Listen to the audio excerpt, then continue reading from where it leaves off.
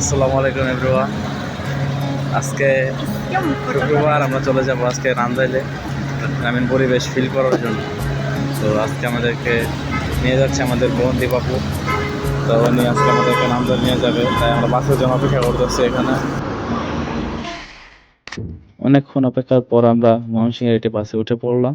তো আমরা সেখান থেকে চলে যাব ত্রিশাল এই বাসে করে, এবং ত্রিশাল থেকে আমরা নেমে একটি অটো নিব।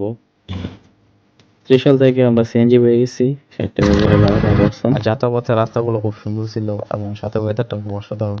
আকাশটা দেখতে পাচ্ছেন, ভিডিওতে যেরকম তার বেশি সুন্দর ছিল বাস্তবে। তো আশেপাশের রাস্তা এবং পরিবেশটা খুব গ্রিনি, মানে একদম সবুজ শ্যামল পরিবেশ। তো সকালে ভালো থাকবেন, পরবর্তী ভিডিওতে দেখা হবে এবং দেখাবো নান্দাইল কিরকম।